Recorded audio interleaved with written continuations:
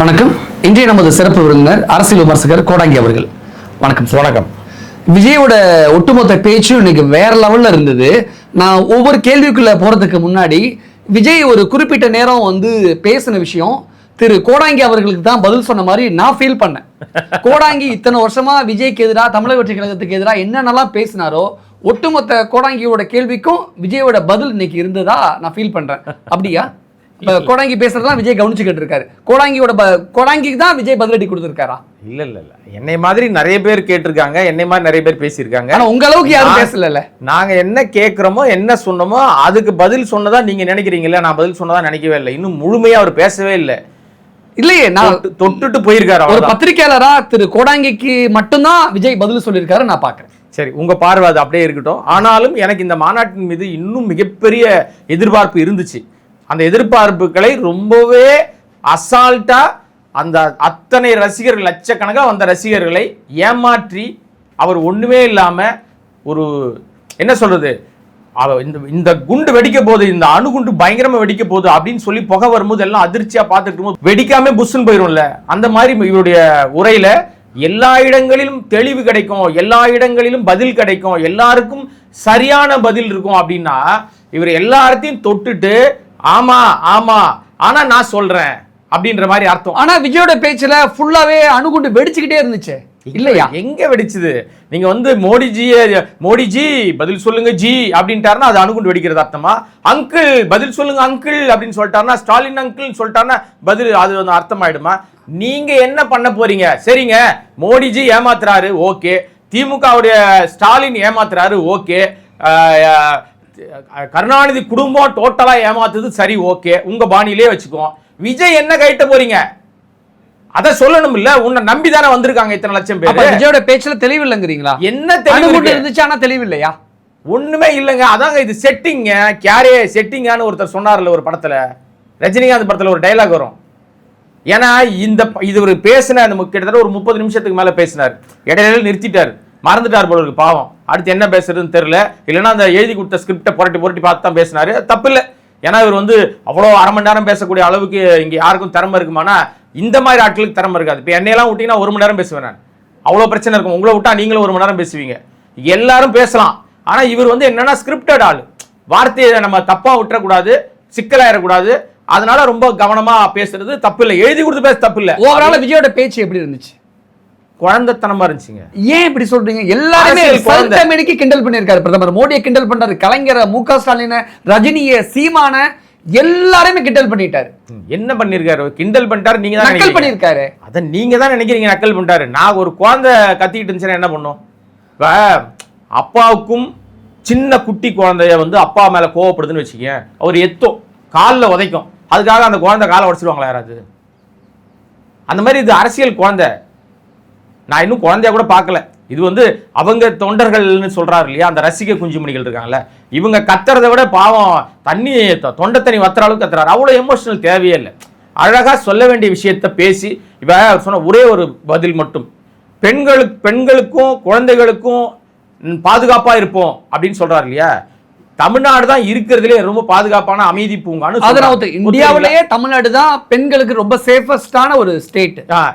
நீங்க சொல்றீங்க அந்த வார்த்தையை, என்ன விதமான நீங்க பண்ண போறீங்கன்னு சொல்லணும் இல்லையா. இப்ப நான் மாற்று சக்தி, அவர் சொல்ற பாணியிலே சொல்றேன். நான் தான் முதன்மை சக்தி. இந்த விளக்கண்ணெல்லாம் முதன்மை சக்தினா என்ன முதன்மை சக்தின்னு சொல்லணும் இல்ல. நான் இதை பண்ண போறேன்னு சொன்னாதாங்க உங்களை நான் நம்ப முடியும். அவங்க சொல்றதே நீங்க சொல்றீங்களா. மாநாட்டுல இவ்வளவு பேசினால 5 கொள்கை தலைவர்கள் பேசினாரு. 5 கொள்கை தலைவர் அங்க கட் அவுட் வைக்கல. வெச்ச கட் அவுட் என்னது? அண்ணா cut out, MGR cut out. உனக்கு எதுக்கு அண்ணா கட் அவுட், எம்ஜிஆர்? யார் நீ? அதிமுக தொண்டர்களை ஓட்டு போட சொல்லி கேட்கிறாருல, கெஞ்சுற. நீ சொல்ற அங்க போய் கெஞ்சுனாங்கன்ட்டு. இங்க மக்கள் ஓட்டு போட்டு தான் திமுக ஆட்சியில் உட்கார்ந்துருக்கு. ஆனா மக்கள் ஓட்டை திருடி தான் ஒருத்தர் மத்தியில ஆட்சியில் உட்கார்ந்துருக்காரு. இல்ல நீங்க சொல்ற பார்த்தா எம்ஜிஆருடைய ரசிகர்கள்ட்ட கலைஞர் போய் ஓட்டுக்காக கெஞ்சினாரு அப்படிங்கிறாரு. இவர் கெஞ்சுறது என்னது? அவர் கெஞ்சினாரு கெஞ்சலன்றது ரெண்டாவது விஷயங்க. நீங்க 10 வருஷம் எம்ஜிஆர் இருக்கும்போது வரவே முடியல, உண்மைதான், வரவே முடியலதான். அதுக்கு பிறகு இங்க நாட்டை ஆளணும். இன்னைக்கு நல்லா யோசிச்சு பாத்தீங்கன்னா எம்ஜிஆர் ஆட்சி காலத்துல எம்ஜிஆர் உண்மையிலேயே இதே தெய்வம் புரட்சித்த எனக்கு ரொம்ப பிடிக்கும். அவருடைய எல்லா விதமான செயல்பாடுகளும் பிடிக்கும். அன்னைக்கெல்லாம் இந்த மாதிரி சோசியல் மீடியாலாம் கிடையாது. இருந்தா இன்னும் பல பிரச்சனைகளை சந்திச்சுக்க வேண்டி வந்திருக்கும், சிரிச்சிருக்கும். விட்டுருங்க, அதுக்குள்ள நம்ம போக வேண்டாம்.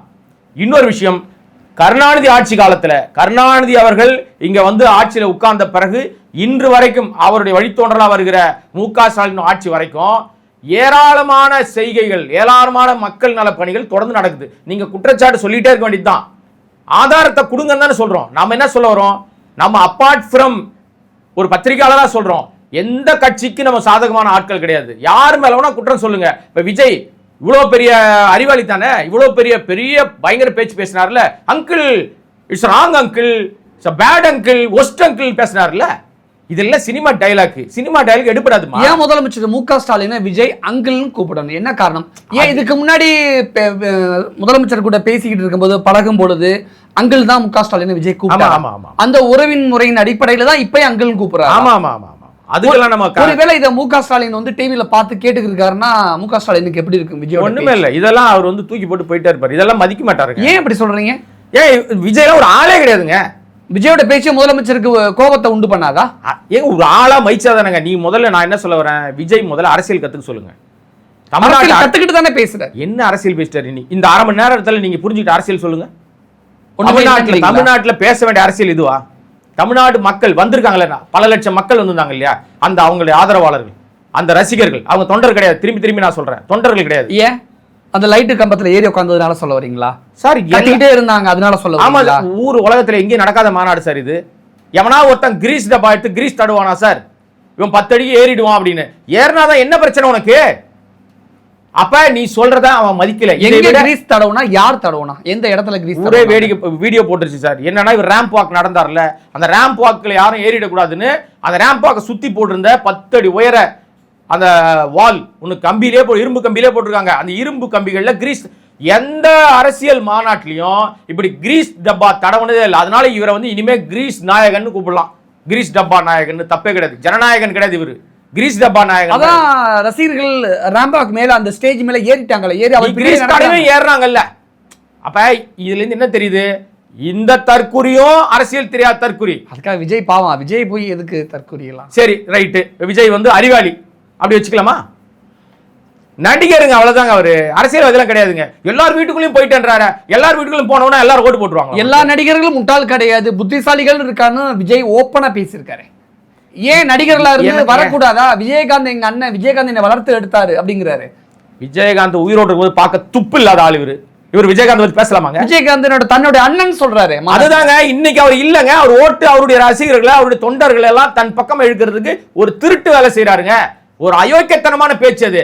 உயிரோடு இருக்கும்போது உடல்நல குறைவால கிட்டத்தட்ட 2 ஆண்டுகள் பாதிக்கப்பட்டிருந்தார் விஜயகாந்த். எத்தனை முறை போய் பார்த்தாரு இவரு? அதனாலதான் விஜயகாந்த் இறக்கும் பொழுது வீசப்பட்டதா? ரஜினிகாந்த் போய் பார்த்தாரு, உயிரோடு இருக்கும்போது ரஜினிகாந்த் போய் பார்த்தாரு, கண்ணீர் விட்டாரு விஜயகாந்த். எல்லாரும் போய் பார்த்தாங்க, மு.க. ஸ்டாலின் உட்பட எல்லாரும் போய் பார்த்தாங்க, சரத்குமார் பார்த்தாரு, எல்லாரும் பார்த்தாங்க, எல்லா நடிகர்களும் போய் பார்த்தாங்க. உன்னை ஆளாக்குனது யாரு? உனக்கு அரசியல் கத்து கொடுத்தது யாரு? உன்னை பெரிய ஆளா ஆக்கி விட்டது யாரு? எனக்கு தனிப்பட்ட விஜய் மீது வன்மம் இல்லை, நல்லா புரிஞ்சுங்க. நீங்க அடுத்தவருடைய உழைப்பை திருடணும் சுரண்டணும்னா மோடிஜிக்கு உனக்கு என்ன வித்தியாசம் இருக்கு? கொள்கை எதிரி, என்ன கொள்கை விளக்கண எதிரி, அவங்க என்ன பண்றாங்களோ அதான் நீ பண்ற. ஆனா வழக்கத்தை விட இந்த முறை பிஜேபியை பயங்கரமா அட்டாக் பண்ணி விஜய் பேசி ஒரு அட்டாக் பண்ணல. என்ன அட்டாக் பண்ணிட்டாரு சொல்லுங்க பார்க்கலாம். என்ன பண்ணிட்டாரு? மோடிஜி நீங்க பண்றது சரியில்லைனாரா? என்ன சொன்னாரு? அப்படிதான் சொன்னாரு. அதான் மோடிஜி நீங்க பண்றது சரியில்லைன்றாருன்னா மோடிஜி பண்றதெல்லாம் சரியில்லைன்னு ஆயிருமா? கட்சியை மீட்டு கொடுங்க, நீட் தேர்வை ரத்து பண்ணுங்க, அப்படிலாம் எதெல்லாம் நடக்காதோ, எதெல்லாம் செய்ய முடியாதோ, எல்லா அரசியல் கட்சிகள் என்ன பேசுமோ அதைத்தான் இவரும் பேசு. புதுசா நான் என்ன மாற்று சக்தின்னு சொல்றீங்கல்ல, மாற்றாக என்ன சொல்லிருக்கீங்க? அதிமுக மாற்றா என்ன சொல்லிருக்கீங்க? திமுக மாற்றா என்ன சொல்லிருக்கீங்க? காங்கிரஸ்க்கு மாற்றா என்ன சொல்லிருக்கீங்க? பிஜேபிக்கு மாற்றா என்ன சொல்லிருக்கீங்க? உங்களுடைய சொல்லலையா கொள்கை என்ன அப்படின்னா ஒண்ணுமே கிடையாது. அதான் எங்க அண்ணன் சீமான் சொன்னார்ல, என்னடா உன் கொள்கை டிவிக்கேன்னா அதுவும் அதே கும்பல். இவர் என்ன கத்துறாரோ அதான் கத்துறாங்க. கேட்டுச்சா அங்கிள் கேட்டுச்சா அப்படின்னாரு. என்ன கத்துறாங்க சொல்லுங்க பார்க்கலாம். நீங்க இந்த மக்கள் கூடியிருக்காங்கல்ல, ஒரு மணி நேரம் இவங்களை தொண்டர்களாக மாத்தி, இப்ப இவன் இந்த மாநாடு முடிச்சு வீட்டுக்கு போறான் இல்லைங்களா, எனக்கு ஆதங்கத்தை சொல்றேன் நான். வீட்டுக்கு போறான்ல, வீட்டுக்கு போன உடனே இவர் பனையூர்ல போய் ரெஸ்ட் எடுத்துருவாரு. சொல்லிட்டாரு, இனிமேல் எனக்கு வீட்டுல ஷூட்டிங் எல்லாம் கிடையாது, வீட்டுல ரெஸ்ட் எல்லாம் கிடையாது, இனிமேல் இதுதான் என்னோட முழு நேர பணின்னு சொல்லிட்டாரு. இன்னைக்கு பாப்போம் சார். இதே தான் விக்கிரவாண்டிலையும் சொன்னார் சார். ஒருவேளை திரு கோடாங்கி அவருடைய ஒட்டுமொத்த கேள்விகளுக்கு நீங்க பதில் சொல்லிட்டாருங்கிறதுனால விஜய் மீது ஏதாவது கோபம் இருக்கா? எனக்கெல்லாம் ஒரு கோபம் இல்லை. நான் இன்னும் பதிலே சொல்லன்றேன். நான் என்ன சொல்ல வரேன், நீங்க அரசியலுக்குள்ள வாங்க, அரசியல் உங்க பேச்செல்லாம் விஜய் கவனிக்கிறாருங்கிற நானே அனுப்பிட்டு இருக்கேன் அவருக்கு. அது வேற விஷயம் வச்சுங்க. நான் பேசுறதெல்லாம் நானே அனுப்பிட்டு இருக்கேன். போய் சேர வேண்டிய கரெக்டா போய் சேருது, அதெல்லாம் பிரச்சனை கிடையாது. விஜயோட தவறுகளை சுட்டி காட்டுறீங்க, விஜய் தன்னை திருத்திக் கொள்வதற்கு வாங்கி உதவியா இருக்காரு. உண்மைதான். நான் என்ன சொல்ல வரேன்னா அரசியல் களத்துக்குள்ள வாங்கன்றேன். நான் என்ன சொல்றேன், உங்களுக்கு கிடைக்கிற பிளாட்ஃபார்ம் பயன்படுத்துறேங்கிறாரு. இன்னைக்கு விஜய் பேசவே இல்லையா? அரை மணி நேரம் குட்டி கதையெல்லாம் சொல்லியிருக்காரு. அது எப்போ வழக்கமா சொல்றதுங்க? அந்த குட்டி கதையிலேயே பிரயோஜனமா சொன்னீங்களா? நாட்டு மக்களுக்கு புரியுற மாதிரி சொன்னீங்களா? விளங்குற மாதிரி சொன்னீங்களா? விளக்கத்தனமா சொன்னீங்களா? நீங்க ஆங்கிலத்தை பேசுறாங்க, எவனுக்கு சார் புரியும்? யாருக்கு சொல்றீங்க? நீங்க எங்க நிக்கிறீங்க எலெக்ஷன்ல? இங்கிலாந்து அரசியல்ல பண்றீங்க, நீங்க தமிழ்நாட்டு அரசியல் தானே பண்றீங்க. முழுமையா தமிழ் மண், அதுவும் மதுரை தமிழ் அப்படிப்பட்ட தமிழ். அந்த மண்ணில் நின்று மதுரை மக்கள்கிட்ட நீங்க பேசுறீங்க. உங்க பேச்சை எல்லாரும் கேட்டுக்கிட்டு இருக்காங்க. தமிழ்நாடு முழுக்க இருந்து எல்லாரும் வந்திருக்காங்க. இத்தனை லட்சம் பேர் வந்திருக்காங்க. அவர்களுக்கு கட்சியினுடைய கொள்கையை சரியா விளக்கி நீங்க உங்களுடைய டிவிகே உடைய அடுத்து செய்ய போற விஷயங்கள்ல முழுமையா பேசணும்னு அவசியம் இல்லை சார். முழுமையா சார், பெண்களுக்கு பாதுகாப்பு அதிமுக சொல்லலையா? திமுக சொல்லலையா? பெண்கள் மீது அடக்குமுறை ஏவி விடுற பாஜக சொல்லலையா? காங்கிரஸ் சொல்லலையா? பெண்களுக்கு பாதுகாப்புன்னு சொல்லி நடிக்கவா செய்வாங்க. ஆனால் எப்படிப்பட்ட பாதுகாப்பை தர போறோம்? அதுல ஸ்டாலின் எப்படி வித்தியாசமா இருக்காரு, எடப்பாடி எப்படி வித்தியாசமா இருக்காருன்னு அவங்க பாணியில காமிக்கிறாங்களா? இப்ப ஆளுங்கட்சியா இருக்கிற ஸ்டாலின் என்ன பண்றாரு? வீட்டில் இருக்கிற பெண்களுக்கு 1000 ரூபாய் கொடுக்குறேன்றாரு. பஸ்ல இலவச பஸ் சொல்லிட்டாரு. நீ என்னென்னலாம் செய்றீங்களோ உங்களுக்கு எல்லாம் இதை தரோம் அதை தரோன்றாரு. அம்மையார் ஜெயலலிதா இருக்கும்போது தாலிக்கு தங்கம்னாங்க. நம்ம வயதானவர்கள் முதியவர்கள்னு அவங்க தனி ஒரு ட்ராக் போட்டாங்க. மாற்றுத்திறனாளிக்கு ஒரு காசு கொடுத்தாங்க. எடப்பாடி ஒரு காசை கொடுத்தாரு. மு.க. ஸ்டாலின் அதை உயர்த்தி கொடுத்தாரு. இன்னைக்கு பல பேர் அவர்களால் அந்த கிடைக்கிற தொகை மிகப்பெரிய தொகையா இருக்கு. இப்ப நீங்க நகர வாழ்க்கை நான் சொல்லல சார். கிராமங்களில் அவர்கள் கிடைக்கிற 1000 ரூபாய், மாற்றுத்திறனாளி கிடைக்கிற 2000 ரூபாய், 1000 வச்சுக்கிட்டு ஒரு மாசம் ஃபுல்லா சாப்பிடக்கூடிய கிராமவாசிகளை எனக்கு தெரியும், நான் பார்த்திருக்கேன். அதுதான் உண்மைதான். அந்த தொகையை நக்கல் அடிக்கிற, அந்த தொகையை கிண்டல் அடிக்கிற, அந்த காசை கொடுத்து டாஸ்மாக் தானே போகுது அப்படின்னு பேசுகிற தற்குறிகளை தற்குறின்னு சொல்லாம வேற என்ன சொல்ல முடியும்? 1000 ரூபாய் கொடுத்தா போதுமான்ற அந்த 1000 ரூபாயை வைத்து குடும்பத்தை ஓட்டுகிற பெண்களுக்கு தான் அந்த காசு தெரியும். அந்த காசோட அருமை தெரியும். உனக்கு என்ன தெரியும்? நீ கோடி கோடியா வாங்கி வச்சுக்கிட்டு பனையூர் பங்களால உட்காந்துக்கிட்டு கேரவேனை விட்டு இறங்காம வேற என்ன சார் சொல்ல தோணுது எனக்கு? நீங்க மேடையில ஏறி பேசுறீங்களா? உன் தொண்டை 4 மணி நேரமா 5 மணி நேரமா காத்துக்கிட்டு இருக்கானே. காலைல 9 மணிக்கு வரும் வழியில், நான் திரும்பி சொல்றேன் சார், வரும் வழியில் ஒரு விபத்துல 2 பேர் செத்து போயிருக்காங்க. இரங்கல் தெரிவிச்சியா? கொடிக்கம்ப சாஞ்சி போச்சே, கார் மேல விழுந்துருச்சு, ஒரு கார் மேல விழுந்துச்சு. நீ சரியான நபராக இருந்தா சார், நீங்க ரகசியமா செய்யறதெல்லாம் வெளியே தெரியாது சார், வெளிப்படையா செய்ய. அவன் அந்த காரை வச்சுதான் என்னுடைய வாழ்வாதாரம் சொல்லி அந்த தம்பி கதறான். கார் அவனுக்கு பரிசளிக்கப்படும், இந்த கார் வாங்கி தரேன்னு சொல்ல வேண்டியதானே? கார் வாங்கி கொடுத்து கணக்கு எழுதிக்கிட்டு போ. உங்களுக்கு தான் கணக்கு எதுனா தெரியாது இல்ல, நீங்க தான் கணக்கு வாழ்க்கை கொடுக்க மாட்டீங்களா? ஏன் விஜய் இப்படி கிண்டல் பண்றீங்க? நான் ஏன் சார் சொல்றேன், வெளிநாட்டுல இருந்து கார் இறக்குமதி பண்ணி அந்த காருக்கு வரி கட்ட முடியாது என்னாலும் கோர்ட்டுக்கு போனவர் தான் சார் இவரு. இப்ப அந்த காரை அவர் வச்சில வித்துட்டாரு. ஆனா வரி கட்டிட்டாரு தானே விஜய்? கட்ட சொல்லி கோர்ட் மண்டையில கொட்டுச்சு. அதுக்கப்புறம் கட்டினாரா? ஆமா, என்னால கட்ட முடியாது, ஏற்கனவே ஒரு வரி கட்டிட்டேன், இது அநியாய வரி, ஏகப்பட்ட காசை புடுங்குறாங்க, ஏன் உள்ளூர் கார்ல போனா உனக்கு ஆகாதா? எல்லா அரசியல்வாதியும் கேட்கறேன் நான். உடனே விஜய் மட்டும் தான் அவர் கேட்கிறார், மற்றவர்கள்லாம் வாங்கலையான்னு கேள்வி கேட்பீங்க நீங்க. உங்களை மாதிரி இடக்குவாதிகள் கேட்பாங்க கேள்வி. நான் சொல்றேன், உங்களை பாதுகாக்கிற வாகனம் தானே வேணும் உங்களுக்கு. சொகுசு வாகனத்தில் போனதான் வருமா சார்? அவன் நடந்து போறதுக்கு வழி இல்லாம இருக்கான் சார். பல பேர் நாட்டை மாத்த வரேன், நாட்டை திருத்த வரேன், மக்களுக்கு மாற்று பாதையை காட்ட வரேன்னு சொல்றீங்கல்ல, நீங்க அந்த மாதிரி வாழ பாருங்க, இறங்கி ரோட்ல இறங்கி நடக்க பாருங்க. கேரவேன் வாழ்க்கையில இருந்து எலக்ட் அரசியல் பண்ணீங்கன்னா வழங்காம தான் போயிருவீங்க. அதிமுகவை மிக கடுமையா விமர்சனம் பண்ண போறாரோ அப்படின்னு நினைக்கிற தருணத்துல அப்படியே டேர்ன் அடிச்சு பண்ண மாட்டாரு. அதிமுக ஒரு பொருந்தாத கூட்டணியில் இருக்குங்கிற மாதிரி சொல்லிட்டு அப்படியே அதிமுக தொண்டர்கள் தனக்கு ஓட்டு போடுவாங்க அப்படிங்கிற மாதிரியான ஒரு பிரச்சாரத்தை பேசியிருக்காரு. அப்ப அதிமுகவை ஏன் வாண்டடா விமர்சனம் பண்ண தவிர்த்தார்? என்ன விஷயம்னா, எம்ஜிஆர் போட்டாரு, அதாவது அண்ணா திமுகவை தொடங்கிய அண்ணா, அந்த அண்ணாவை எடுத்துக்கிட்டாரு. அண்ணாவுடைய கொள்கையே பேசி கட்சியை உருவாக்குனவர் எம்ஜிஆர். அவரையும் அவர் எடுத்துக்கிட்டு கபலீகரம் பண்ண, பிஜேபி கபலீகரம் பண்ணுதான் அதிமுகவை. அங்க இருந்து நான் இந்த ஊர்க்காரன் தானே, வடநாட்டுல இருந்து ஒருத்தன் ஏன்டா நீ வந்து கபலீகரம் பண்ற, நானே எடுத்துக்கிறேன்னு எம்ஜிஆர் வச்சுக்கிட்டாரு. இப்ப எம்ஜிஆர் வந்து தொண்டர்கள் எல்லாம் என்ன பண்ணுவாங்க, ஐயோ தலைமை சரியில்லைன்னு அவங்க புலம்புறாங்களாம். ஒரு உண்மை சொல்லட்டுமா, எல்லா காலத்திலும் இனிமே இந்த அரசியல் கட்சிகள் இருக்கிற வரைக்கும் இரட்டலை சின்னம் எப்பெல்லாம் தேர்தலில் நிக்குதோ அந்த தேர்தலில் யார் நிக்கிறான்னு அவசியமே இல்லை சார்.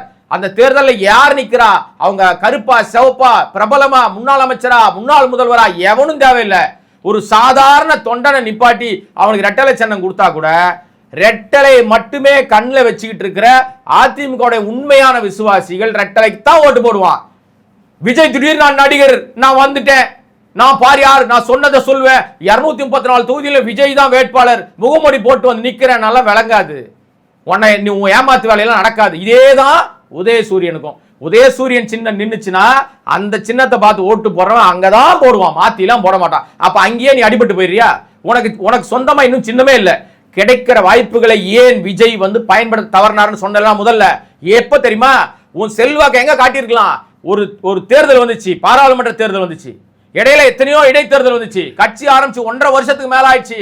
பாராளுமன்ற தேர்தலில் 40 தொகுதிக்கு நீ யாரு, தமிழ்நாட்டு மக்களுக்கு நான் யாருன்னு காமிக்கிறேன்னு நின்னு ஒரு சுயேட்சை சின்னத்தை வாங்கி உனக்கான செல்வாக்கை காட்டுவதற்கு துப்பு கிடையாது, பயம்.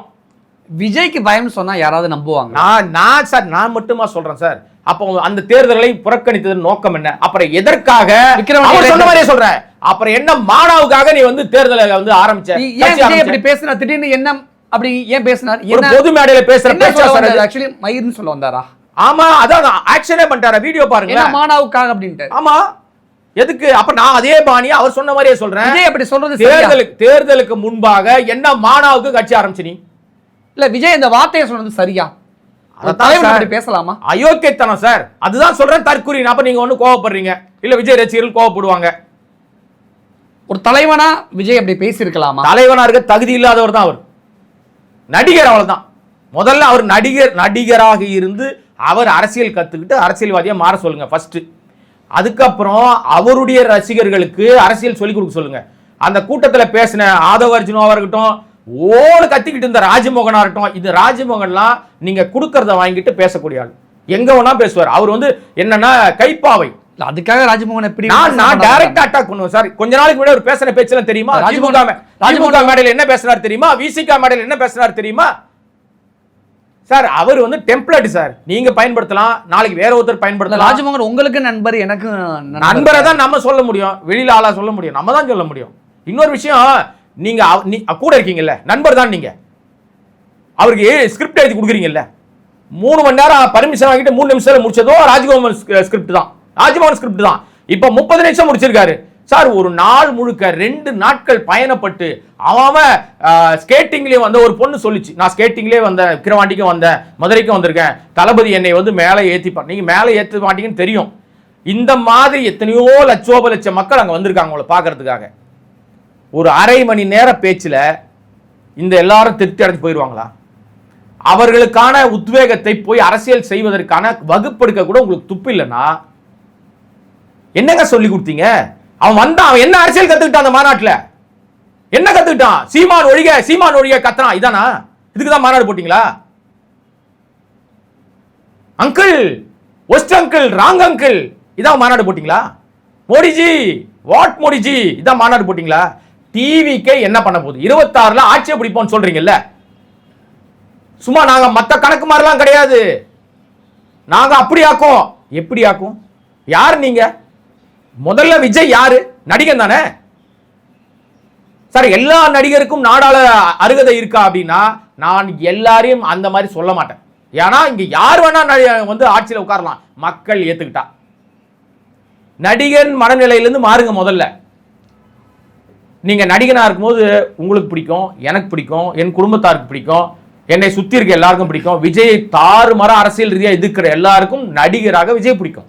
ஆனா அதுக்காக விஜய்க்கு உடனே எல்லாருமே வாக்களிச்சிருவாங்கன்னு சொல்றது இருக்குல்ல. இப்ப இந்த கூட்டத்தை பார்த்தோம்னா எல்லாரும் அரசியல் கட்சியெல்லாம் மிரண்டு போச்சு. ஒருத்தெல்லாம் சொல்லிட்டு திரிறான் 50 லட்சம் பேர் 40 லட்சம் பேர் தரண்டாங்க. எத்தனை பேர் தரண்டாங்க விஜயோட மாநாட்டில்?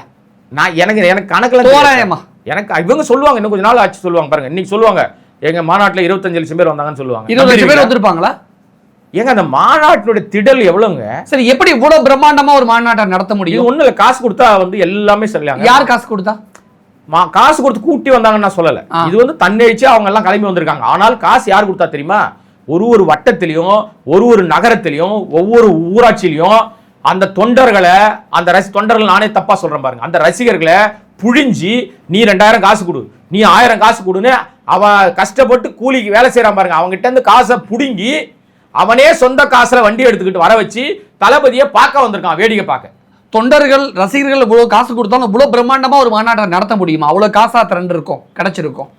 காசு வந்து ஏற்கனவே இவர்கிட்ட ஸ்பான்சர் நிறைய பேர் வராங்க சார். அதுதான் காசு அரேஞ்ச் பண்ண. யாரு அந்த ஸ்பான்சர்? ஆதவ அர்ஜுனா தான் ஏற்பாடு பண்றாரு எல்லாத்துக்கும். அவருக்கு ஊர்ல இருக்க எல்லாரையும் தெரியும்ல. அவரே வந்து மிகப்பெரிய சுரண்டல் லாட்டரியில வந்த பணம் தான், நிறைய பணம் இருக்கு. இல்லைன்னா அவர் மறுக்க சொல்லுங்க சார்.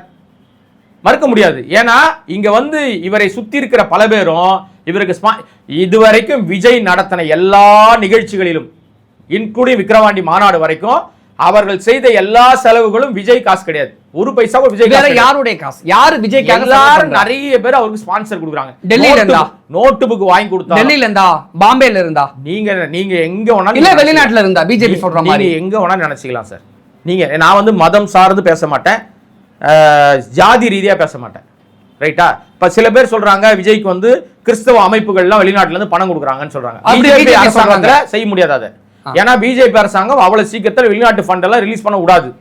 ஆனால் பிஜேபியே காசு கொடுத்து பல பேரை வளர்க்குது. விஜய் அப்படிதான் வளர்க்குதுன்னு சொல்லலையே. ஆனா விஜய் பிஜேபி எதிர்க்கிறாரு.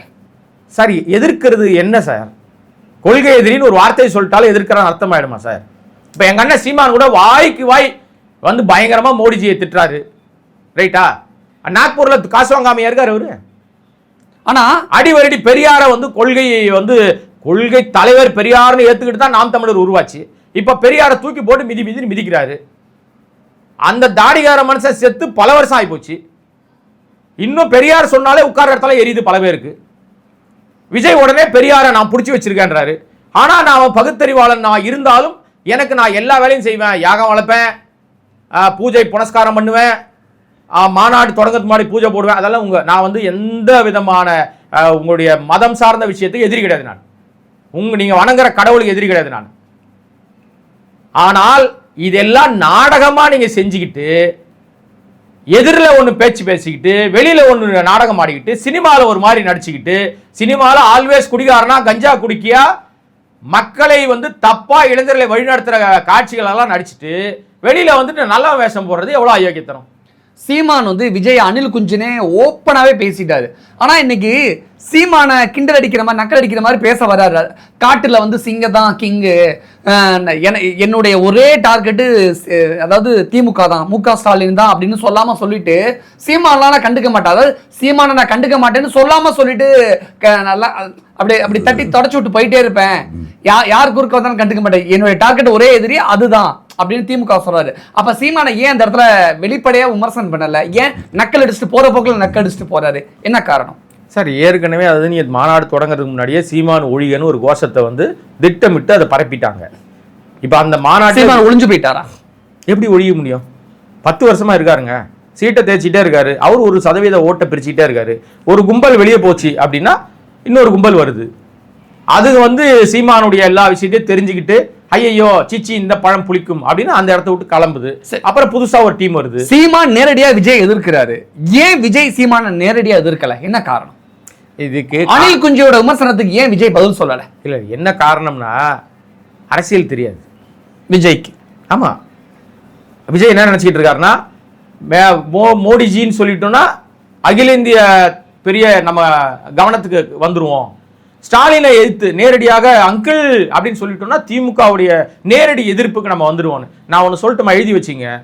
இதை வந்து விஜயனுடைய இந்த பேச்சை திமுக லெஃப்ட் ஹேண்டில் டீல் பண்ணிட்டு, இந்த சாதாரண நபர்கள் இருப்பாங்கல்ல, மேடை பேச்சாளர்கள் இருப்பாங்கல்ல, தெருமுனை பேச்சாளர்கள், இவங்க தான் விஜய் வந்து விஜய்னு பேர் சொல்லாமே அனில் குஞ்ச வெளுவெளுன்னு வெளுப்பாங்க. என் தலைவன் சிவாஜி கிருஷ்ணமூர்த்தி மாதிரி சொல்ல வரீங்களா?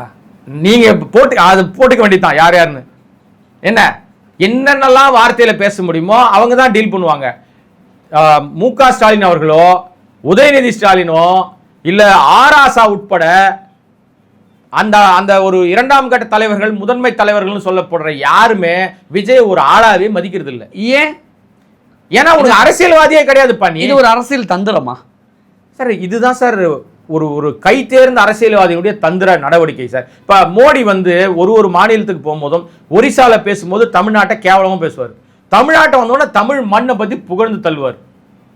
எல்லா அரசியல்வாதிக்கும் இருக்கிற அதே தந்திர நடவடிக்கை தான். எல்லாரும் யோக்கியம் கிடையாது, ஆனால் அவர்களை விட இவர்கள் மேல் அப்படின்னு ஒரு விஷயம் வரும்ல. அவர்களை விட இவர்கள் மேல்னு வரும்போது மற்றவர்கள் செய்வதை விட இந்த மண்ணுக்கும் தமிழ்நாட்டுடைய நலனுக்கும் இவர்கள் என்னெல்லாம் செய்யறாங்க, செஞ்சிருக்காங்க, செய்ய போறாங்கன்னு ஒரு பட்டியல் வாசித்தா நீங்க சொல்ற விஜயனுடைய இதுவரைக்கும் அவர் 200 கோடி ரூபாய் சம்பளத்தை விட்டுட்டு வந்ததுன்னு பீலா விட்டுட்டு இருக்காருல்ல, புரியுதா உங்களுக்கு? 200 கோடி ரூபாய் சம்பளத்தை விட்டுட்டு வந்தான்னு பீலா விட்டுட்டு இருக்காரு இல்லையா? அந்த 200 கோடி வாங்கின சம்பளத்திலிருந்து இவ்வளவு காலம் அவர் நடிச்சு சம்பாரிச்சு வச்சிருக்க காசுல இருந்து தமிழ்நாட்டு மக்களுக்காக இவர் தன் சொந்த பணத்தில் செய்தவதை பட்டியல் போடுறதுக்கு இவர் தயாரா இருப்பாரா? ஒரு பட்டியல் போட சொல்லுங்க. அதே மாதிரி அதிமுக ஆட்சி காலத்துல எம்ஜிஆர் செய்ததை மறந்துட்டு, ஜெயலலிதா அம்மையார் செய்ததை மறந்துட்டு 4 வருஷம் எடப்பாடி இருந்தார்ல, எடப்பாடி ஆட்சி காலத்துல இந்த மக்களுக்கு செய்த நன்மைகளை பட்டியல் போட முடியுமா? முடியாது. இப்பவும் ஜெயலலிதா பண்ணதை நாங்க தான் பண்ணோம்னு எடப்பாடி சொல்லுவாரு, எம்ஜிஆர் பண்ணதை நாங்க தான் பண்ணோம்னு எடப்பாடி சொல்லுவாரு. எடப்பாடி நீ 4 வருஷம் என்ன பண்ணனா தெரியாது. திமுக கலைஞர் காலத்துல செஞ்சதையும் பட்டியல் போட முடியும், ஸ்டாலின் செஞ்சு கொண்டிருக்கிறதையும் பட்டியல் போட முடியும். அப்ப இப்படி சொன்னோம்னா நம்மள என்ன சொல்லுவான்? திமுக முட்டு கொடுக்குறீங்கன்னு சொல்லுவான். இது முட்டு இல்ல சார், என்ன விட்டுருங்க சார். யாருகிட்ட ஒன்னாலும் போயிட்டு இப்ப இருக்கிற அந்த ஆட்சி இது என்னெல்லாம் மக்களுக்கு செய்யுது, இது வரைக்கும் என்னென்ன திட்டப்பணிகள் செஞ்சுட்டு இருக்காங்க அப்படின்னு ஒரு கேட்டீங்கன்னா நடந்துரும். இதெல்லாம் எதுக்கு சொல்ல வரோம்னா இன்னும் நிறைய பேசணும். விஜயோட பேச்சுல இருந்து என்னென்ன விஷயங்கள்லாம் வெளிப்பட்டுச்சு, விஜயோட பேச்சு அந்த மாநாடு எப்படி இருந்துச்சு அப்படின்னு நிறைய விஷயங்கள் ஷேர் பண்ணிக்கிட்டீங்க. ஆனா நாங்க அதுல பெரிய விஷயமா பார்த்தது திரு கோடாங்கி அவர்களுக்கு விஜய் நேரடியா பதில் சொல்லிட்டாரு அப்படின்னு தான் நான் பாக்குறேன். நீங்க என்ன நினைக்கிறீங்க? விஜயோட பேச்சு எப்படி இருந்தது? திரு கோடாங்கி அவர்களுக்கு பதில் சொன்னாங்களா, அல்லது விஜய் மற்ற அரசியல் கட்சிகளுக்கு பேசின எதிர்மறையான அந்த விமர்சனங்கள், அந்த பேச்சு பற்றி உங்களுடைய கருத்துக்களை கீழே கமெண்ட்ஸ்ல பதிவிடுங்க. நிறைய விஷயங்கள் ஷேர் பண்ணிக்கிட்டீங்க. மிக்க நன்றி.